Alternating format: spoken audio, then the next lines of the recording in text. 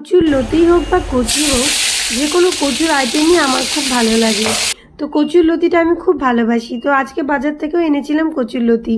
তো কচুর লতিগুলোকে সব কেটে নিয়ে প্রথমে সিদ্ধ করে নিয়েছি। তারপরে কড়াইয়ের মধ্যে তেল দিয়ে কালো জিরা ফোড়ন দিয়ে কয়েকটা লঙ্কা ফোড়ন দিয়ে পেঁয়াজ আর রসুনকে ফোড়ন দিয়ে অনেকক্ষণ আমি এটাকে লাল লাল করে ভাজবো। এদিকে কচুগুলো সব সেদ্ধ করেই রেখেছি। এর মধ্যে আছে পেঁয়াজ, রসুন আর হলো লঙ্কা। এই সমস্ত কিছু একসাথে দিয়ে এবার এটাকে আমি ভাজা ভাজা করে নিব। ওপর দিয়ে দিলাম স্বাদ মতো লবণ, স্বাদ মতো হলুদ। তোমরা চিনি খেতে চাইলে চিনিও অ্যাড করতে পারো। এবার এটাকে অনেকক্ষণ লাল লাল করে ভেজে নিব। যত কড়া করে ভাজবো না, এটা খেতে ততই স্বাদ হবে।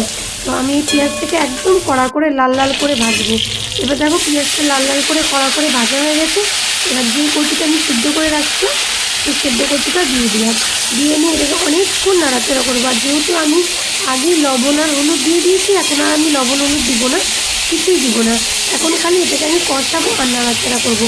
এই যে কচুগুলো এখানে ডাট আছে, দেখবে এগুলো সব গলে যাবে আর খেতে খুব টেস্ট হবে। এভাবে তোমরা বানিয়ে দেখো, দেখবা খেতে খুব ভালো লাগবে। আর এইভাবে কচুর লতি খেতে বেশি মজা লাগে। তো যাই হোক, এখন আমি কচুটাকে অনেকক্ষণ নাড়াচাড়া করে নিচ্ছি। আর যে কোনো রান্নার একটাই নিয়ম, যত কষাবো তত স্বাদ, যত কষাবো তত স্বাদ। তো কচুটাকে আমার নাড়াচাড়া করা হয়ে গেল।